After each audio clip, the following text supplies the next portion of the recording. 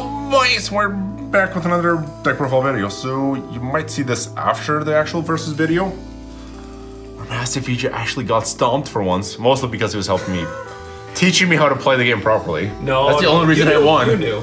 I'm never gonna like cheat somebody out of hitting something. Sometimes I will not let people replay stuff or unplay stuff, but that's just because sometimes I like to win. I haven't won in so long. I need a win. So what, this is like version 3 of Lucifer?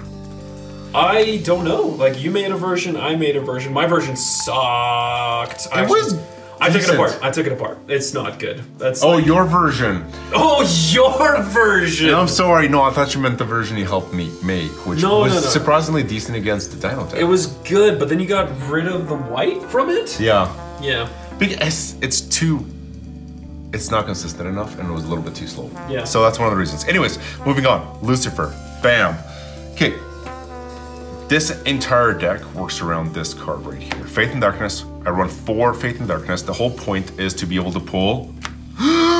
It's like you're never gonna be able to guess it. Yeah. Do we want to go over what cards do and stuff like that?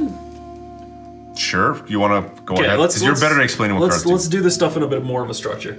So you can usually I either do my videos just based off of type, so you can go off Resonator, Chance, Stones, whatever, or you can do it based off of strategy. This is based off the strategy. So the whole strategy for this deck, for early mid game. So we'll start things off. He runs 4 Faith in Darknesses, all 4 of them in beautiful full art. And the ability is a 2 Darkness Chance, not quick cast, with the following phrasing on it. It's got, look at the top 5 cards of your deck. You may put a Resonator with total cost 2 or less from among them into the field. If you put Jeanne d'Arc, Maiden, into the field this way, put 2 1/1 counters. A lot of people forget to do that. Onto it and again Swiftness and First Strike until the end of turn. Put the rest on the bottom of your deck in any order. Okay, so the whole strategy for this deck, early/mid game, runs along Faith in Darkness because you're able to pull Jeanne d'Arc, and I have 4 Jeanne d'Arcs able to be pulled out. Why? Because of the counters. Why? Because of the swiftness. And not why? Because of the counters. Well, because of the swiftness. Because of the and the way. Okay, Jeanne d'Arc, she becomes indestructible as long as there are, I control 3 or more J Resonators. Masterfeja've during our duel pointed that out. Yes. J Resonators. And that includes herself, so it's not 3 other, it's 3 in total. Exactly, because which 3 makes in sense. Total. You know what? That makes sense of what I was talking about Belial, but that's another story. Yes. Because she goes into play. If I have 2 Resonators, play Jeanne. So let's say I have 2 Jeannes. When I play the 3rd one, go ahead. Play the 3rd one. This 3rd one gains swiftness, she becomes indestructible. These other 2 also gain swiftness. Yes, if for some reason you played 3 Jeannes in one turn, but that's not ever gonna happen. The way I pull these Jeannes is ridiculous. Yeah, it is. It does not make me a happy man. So he runs 4 of them. I'm gonna assume you guys know what they do, so we're not gonna spend too much time on them, but they are quite possibly some of the best Darkness Resonators right now. Agreed. Next up, 3 Resonators. 3 of the exact same Resonators for a total cost of 2 is Rated Black Owl. In case I missed Jeanne during my Faith in Darkness pull, I want to be able to drop a 2 cost Resonator. Rated Black Owl. This card cannot be attacked at the beginning of your turn. Of your main phase, invert this card. Her inverse side. She's 5/7, but her inverse side is the best. Inverse side 8/9. She has flying on this side. Entities you control gain whenever this card is targeted by a spell or ability. Cancel that spell or ability. This card triggers only once per turn. So if I have multiple 0s on the field, it only triggers once. Yes. The ability only triggers once. Now, the only reason why I run this card, very seldomly do I ever get to flip her. The whole reason why I run 3 of these is they're cheap for Faith in Darkness to pull, and they're also huge aggro cards. Whenever an opponent sees this card, they want to get rid of it right away, so they're going to be wasting spells to get rid of this card. Yeah, so it's pretty fairly much quickly. A field suppression sponge. People are going to waste their cards killing that thing when you focus on just getting a bunch of Jeanne d'Arcs on the field and exactly beat face. Next up, purely for the fact of just it's fun to have, I run 3 Gatherers of Despair, soon to be full art. I actually have a full art, just haven't put it in the deck yet. 2 cost. Again, you're pulling this card out. If you miss a Jeanne d'Arc, you're going to be pulling this card out. Okay, upon entering, your opponent loses 200 health, you gain 200 health. Simple, does absolutely nothing aside from that.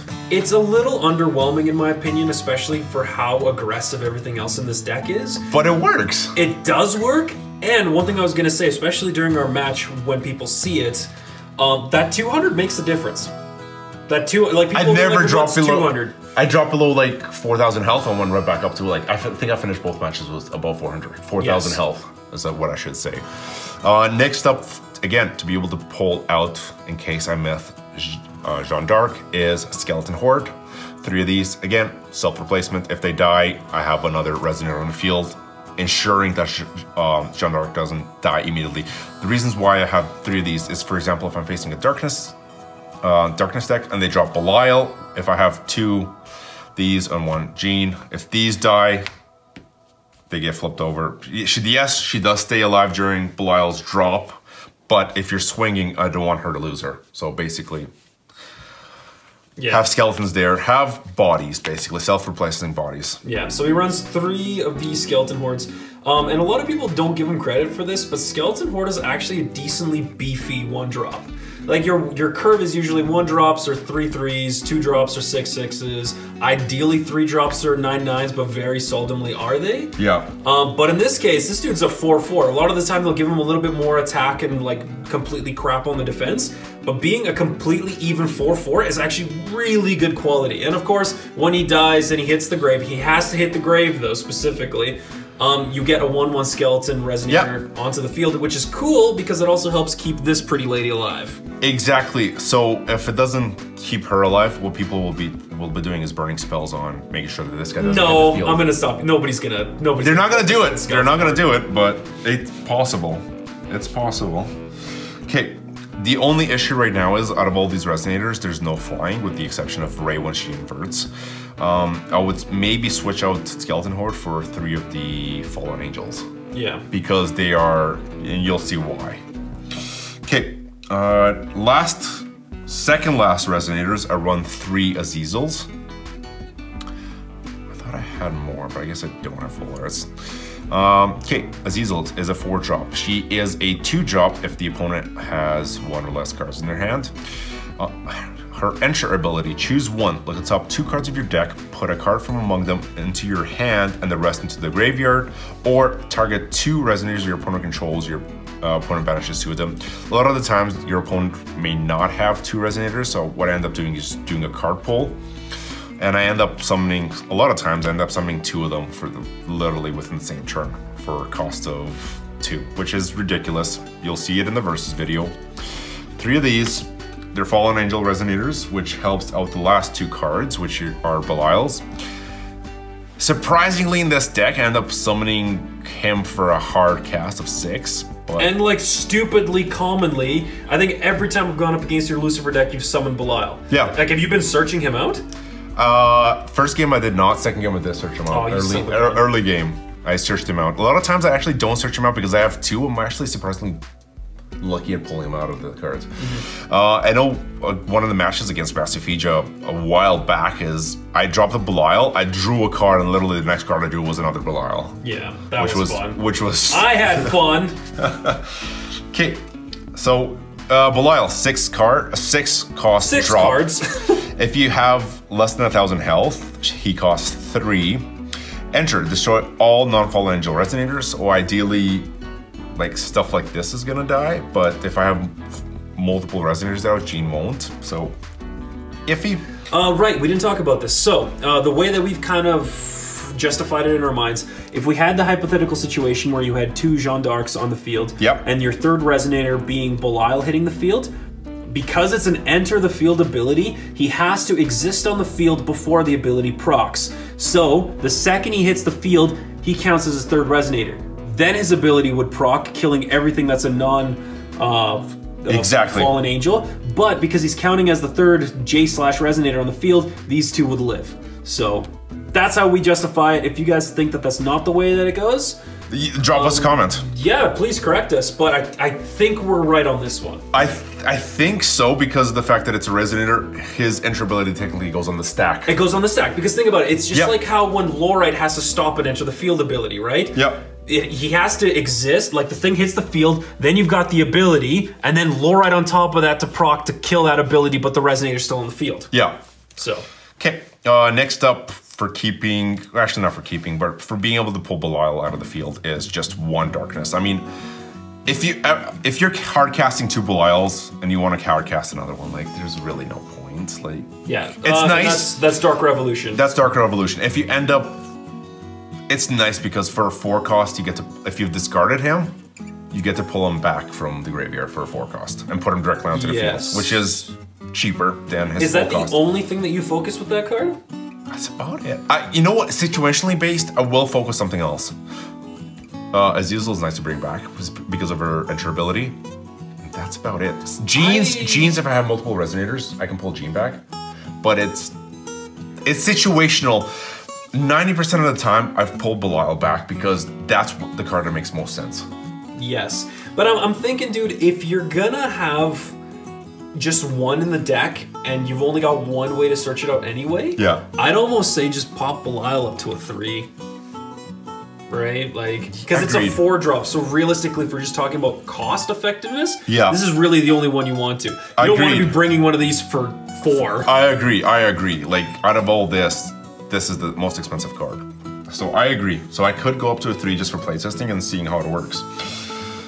Okay, next up, in terms of buffing cards up, we'll go with Soul Concentration. These generate 3 mystery counters for a cost of 1. It is a quick cast, or I can put 2 100/100 counters on a target J Resonator.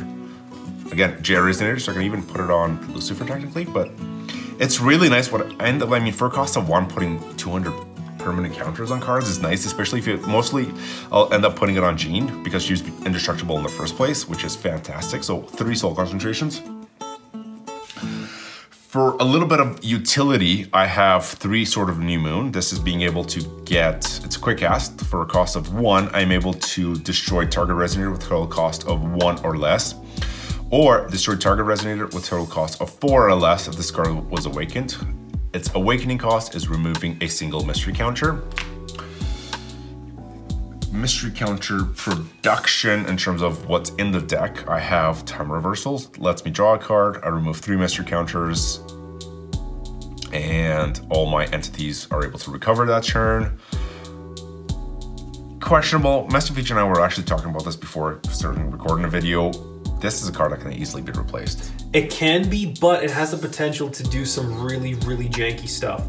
Like, for example, if you get its awakening off, like if you have these 2 cards in hand, you can cast this one first to put 3 mystery counters onto your J Ruler, swing with your crazy board presence, and then just in case you need to have blockers and stuff like that, you literally just play this, awakening, remove the 3 mystery counters. At the end of your turn, you get a mystery counter from this, draw a card, and you untap everything. And I'm pretty sure it's all entities, not entities. It is so entities. If you have your J Ruler out already, that'll untap all your Resonators and all your stones. Agreed. So this is a match made in Force of Will Heaven right here.